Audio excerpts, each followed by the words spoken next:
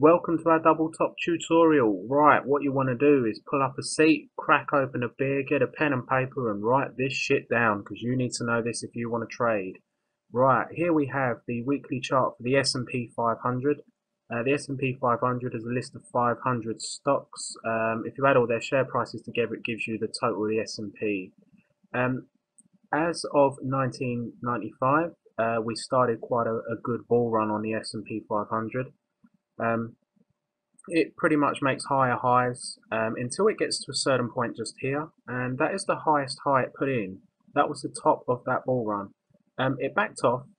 If you made a higher high, you've got nothing to worry about, but it didn't. So that we marked down as a very strong resistance point. This what happened then. This is basically what a stock market crash looks like. When you hear it on the news, stock market crashes, this is what happens. As you can see from the top to the bottom of that crash, the stock market lost about half of its value, which is a lot on an indice. This was around the time of the millennium, and the reason for the stock market crash was the dot-com bubble. I'd advise you Google that because that's quite interesting. All the technology companies just shot up and then the bubble burst. It went on a bit of a bull run, and then we get to this point here where we can actually mark a potential double top. This is something the traders would have been looking at the time. You can actually see here, we've got, if we zoom in, we've got two little double tops here. We've got a double top within a double top. You see, I'm just going to circle it now. It has a go at resistance, that red line. It backs away and then has another go. That is just throwing it in your face. Look at me, I'm a double top, sell me. That's what it's saying, and look what happened afterwards. This is the biggest crash of our lifetimes after that double top. This isn't nice to say, but it's the truth. There would have been a lot of suicides over that crash. There would have been a lot of people putting in a lot of money, investing a lot of money, and because they don't know what we know, how to read charts, they wouldn't have seen it coming. The stock market on that occasion lost over half of its value, which is just huge. That was around 2007, 2008, around the time Lehman Brothers went under. The banks needed bailing out. It was pretty much financially the end of the world, and look how quickly that happened. People would have been wiped out over that, and all they needed to do was look at the charts. It was a double top. You could have sold it right at the top. But you know, some people, traders would have seen this. Traders would have been short, and they would have been making the money that everyone else is losing because they didn't see it. If you would have bought at the bottom, it had a little run. You see how slowly the stock market builds after how quickly it crashed. There's something interesting pops up here. We are heading for that line again.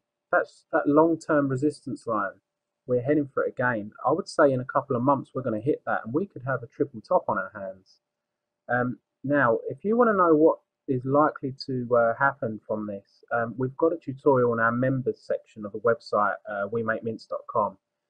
Log on and you'll see what's likely to happen. Some books will tell you, and maybe some websites will tell you how to trade a triple top, but it has changed over the years. We've found this, it has changed over the years. So come on and we'll show you that. I'm just pointing out here, there was a potential double top, and you could have traded it as a double top at the time, but it made a higher high, and that is the key.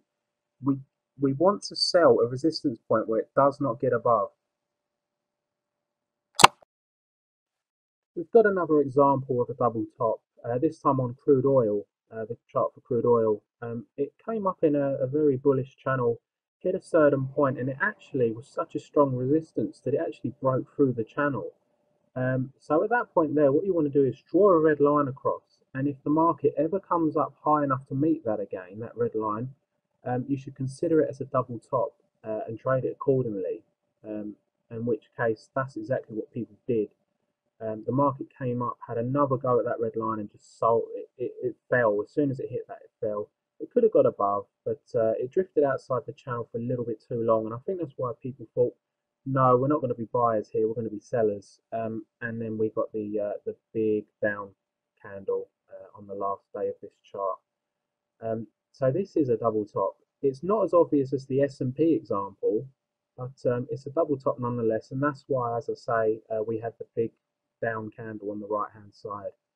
Um, so we had a strong uptrend, um, making new highs. We hit that resistance line. Now, at that point, you don't know what's going to happen tomorrow. Um, it got underneath that support line. What actually happened the next day? This is why I don't always sell one close below support, because it could have the next day come back up and made a higher high, but it didn't. It tested that green line. As soon as it backed away, sellers would have flooded the market and been like, right, okay, we're going to take over here because it's not going any higher. And that's why you had the down move after the support. We've got a little example of another double top that actually failed. In a bull market, you will get resistances. The price will move up to that resistance point, have another go, and it will smash through. As you can see here, we've found resistance. We drew our red line across. The market backed away, so we drew our red line across. And then at the second time of asking, it just smashed through that resistance point. It's quite interesting here because once you break a resistance, it becomes a support.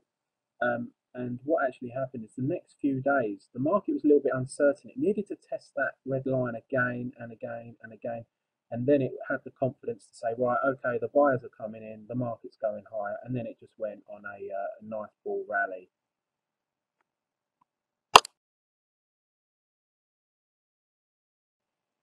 Right, one more example for you thickos sitting at the back of the class, not paying attention.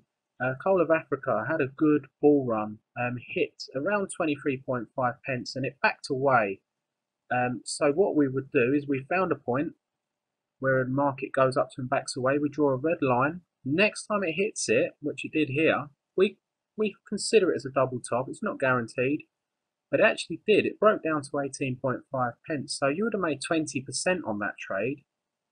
Which is exactly pretty much what a lot of traders would have done. Highlighted in green here, a bull flag. So it should have projected over 30 pence, but it did conform to that double top. So we've had a double top in this market, so that should be quite a strong reversal. I would imagine coal of Africa to break down now. The historic price has been in a downtrend. It had a chance to reverse that. It's coming down and then it goes up, hits that point and backs away. So we know it's a resistance point, and then we sell it as a double top the next time it touches the line.